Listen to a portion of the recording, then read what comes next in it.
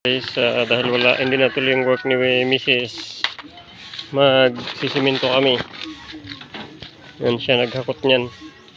Galing oh. Pwede na rin pang construction worker. Kaya ah. Yan, maghakot tayo. Yeah. Kasi sayang yung isang simento na hindi naubos. Titigas na. So, yun ang haluin namin ngayon at pang toppings dyan kung saan pwede toppings.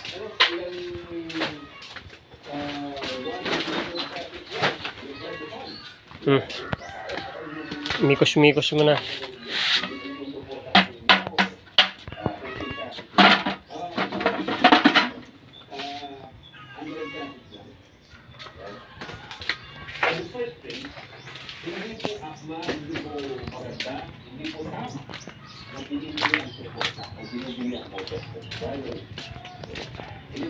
Ang daming halaman ni nanay dito.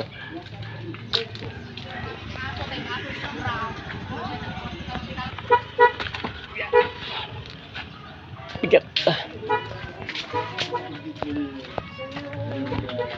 Bigat.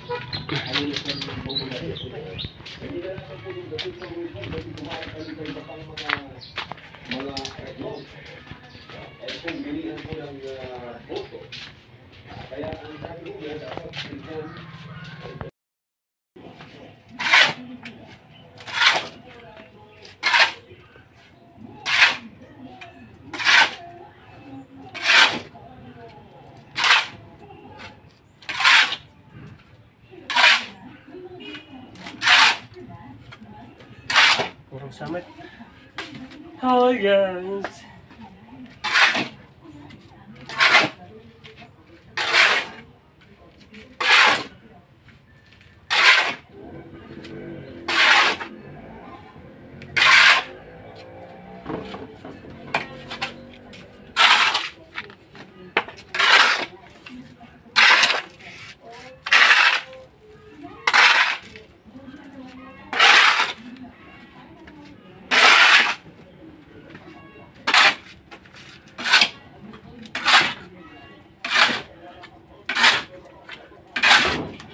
Ngayon ah. Ngayon baka kurang. Sisimento. Gusto ko naman. Manin kurang. Kabel namin Ano na ah? Nakpay mangala. Ba't ka lang mag-finish? Oops. Kada finish yan. Ala, apo nagadong. Okay.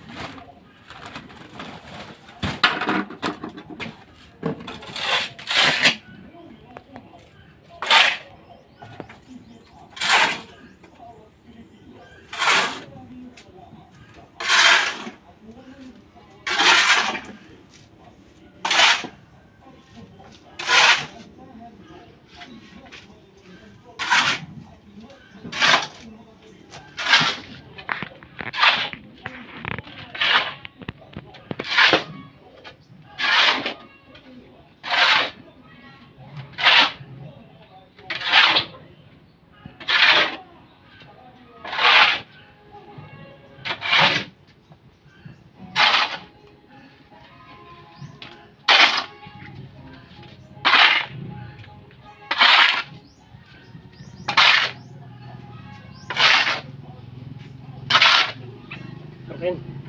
Kapon.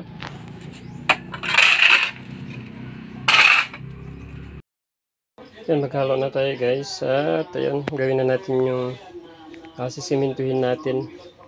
So yung gagawin natin guys ay yung dating pin ng baboy. Lalagyan natin siya ng hollow blocks para gawin nating pag-alagaan ng yung nightcrawler worm para makapag-produce tayo ng vermicast. So yan, yun muna yung naisip natin sa ngayon para kahit paano pinagkakabalahan po tayo. So tara guys. Yan, buhat na tayo guys.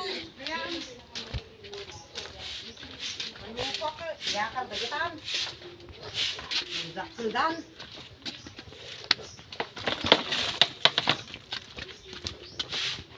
Ito guys, ang sarahan natin para gawin natin kung ano, pagbulukan ng mga dahon, tapos lalagyan natin later on ng night crawler. Wala, ngoy. Yan, yung alinta sa Ilocano. So para madami siyang ilagay natin laman, sasarahan natin itong pinto niya. Hi guys, bakit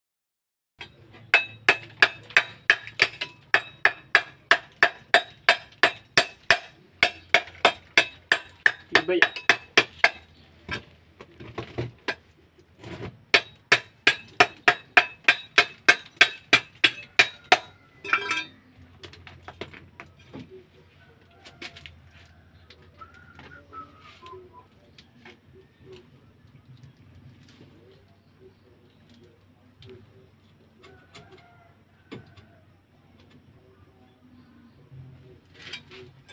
Yan guys, work tayo.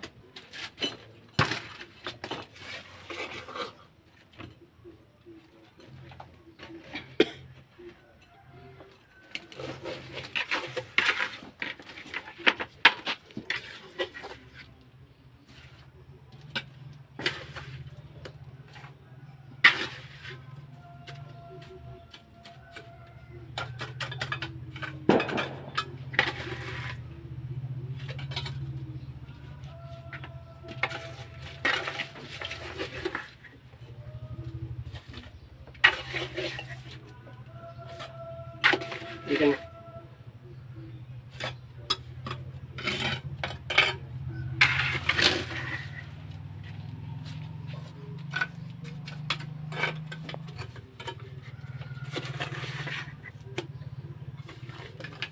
Lagay lang natin yung ano dyan.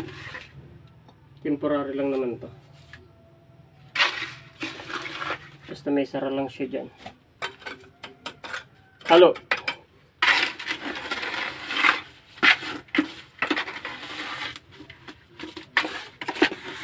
Hops, di mo pa lang. Halo pa lang. Halo pa lang daling.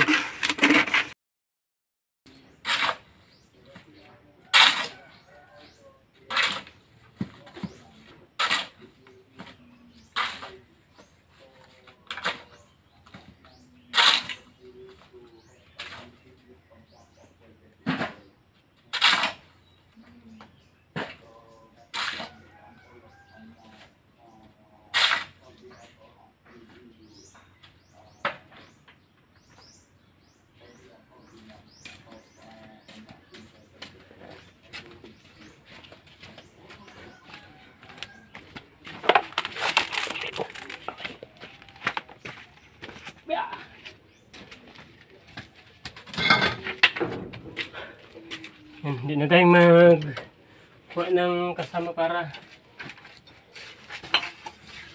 hindi na tayo magsahod. Ito yung sobra lang kasi natin itong simento. Sayang ng pagtitigas.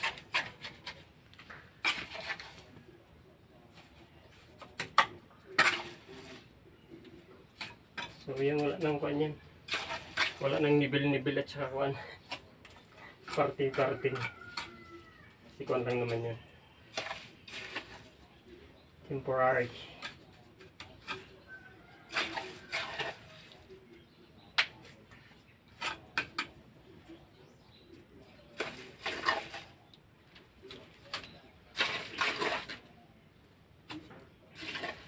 Aralin natin lahat ng trabaho.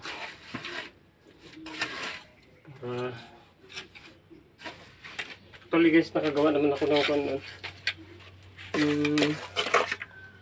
kulungan ng baboy dun sa farm. Malawak yun.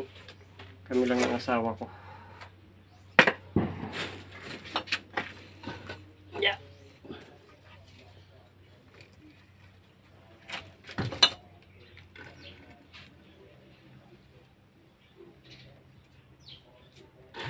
Sakit ko na.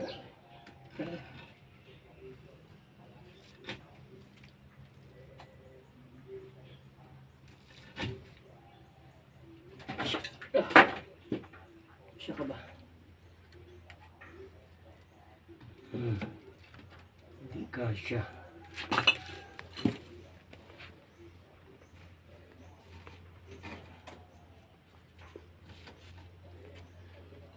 Ay ba to?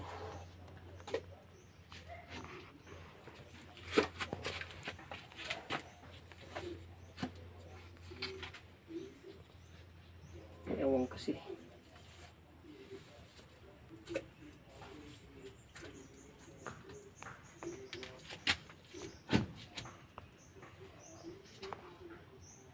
Sakit na natin dyan.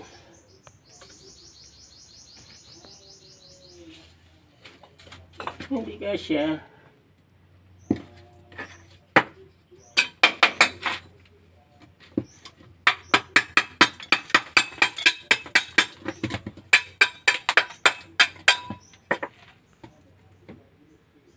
Dito rin kasi. Lang natin ng ganitong isa.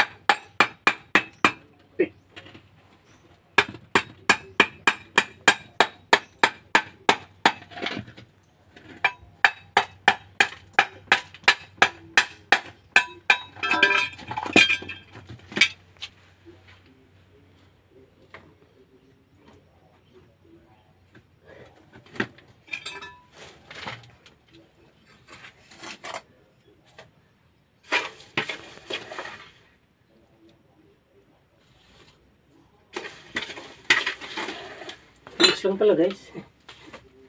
Ano pala kadali. So, nasib natin yung 500 na pang sweldo.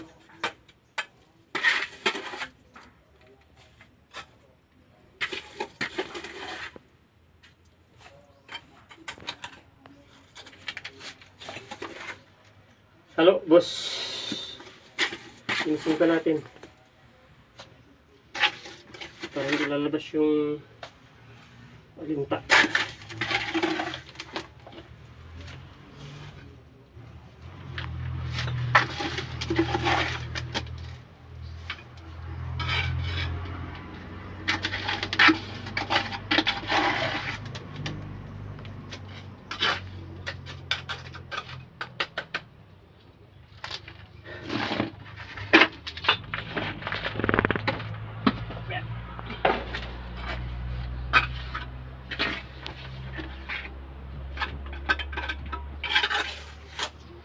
Yan natin ang kwan dyan para hindi tutumba.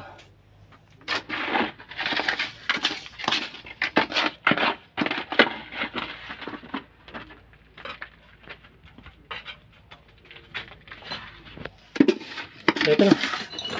Patungan mo pa yan at tapnon pumuskol. Tarabaw. Kapay mangala. Patipisin muna natin. Anla kay natangkin mo. Kapay lang mo minsanin. Nagdumak mo din. So, tumangkin na. May gamam. Saan matidugay.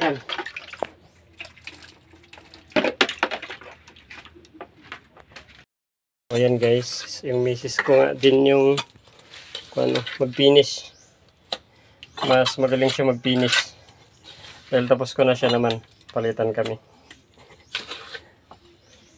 Ito guys, marami na itong marami ng substrate yung ilalagay natin dito. So maglalagay tayo dyan ng mga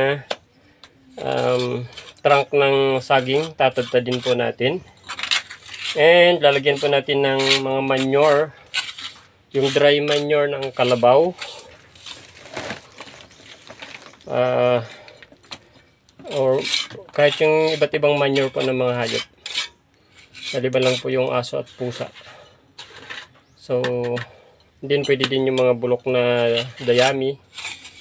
At pag okay na po siya, pag nag-decompose na po siya guys, yun na po yung lalagyan na po natin ng mga alinta or yung nightcrawler para kakainin po nila yon.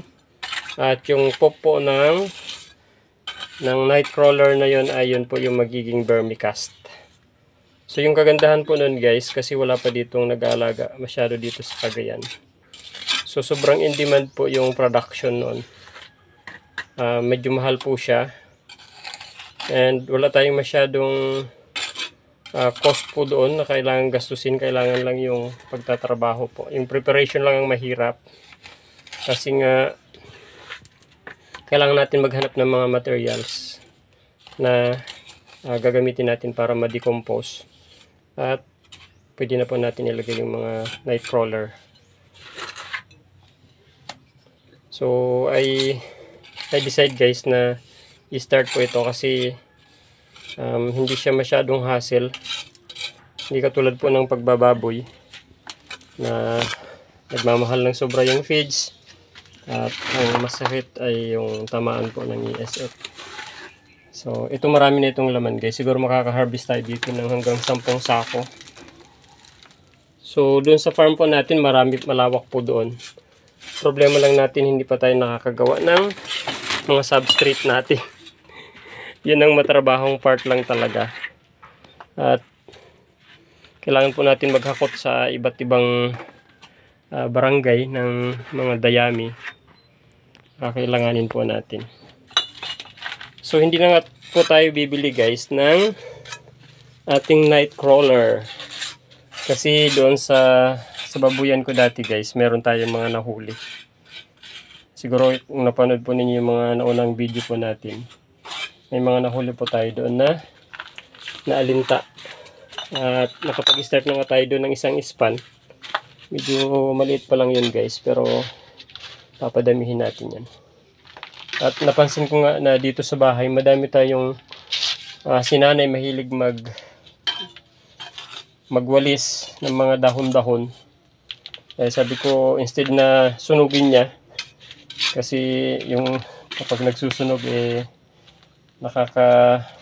nakaka-add po tayo ng air pollution. So instead pakinabangan po natin siya. So sinasabi ko sa kanya na dito na niya ilalagay later on yung mga dahon na mawawalis niya. Para kapag nabulok, lalagyan lang po natin siya ng nightcrawler. Basta yung bulati, nabubulol po ako. So yan guys, diskarte lang muna tayo sa buhay. Malay mo, marami naman na ibalita na nagkaroon dahil po di sa pag-aalaga ng ganun. So try din natin na i-start. Ayan, thank you guys. Ito nga guys ang project ni Bakit. Yung sobra naming simento ay ginawa niya ng paglagayan ng mga masitas. Diba? At meron pa tayong sobra doon, dadalhin natin doon sa babuyan. Kasi may mga crack yung kuan doon, flooring. So lagay natin yan. Baka bigla magkaroon tayo ulit ng mga baboy, ay okay na po ulit. So ayan, dahil last day ng asawa ko dito sa bahay, yan, ginawa niya na yan.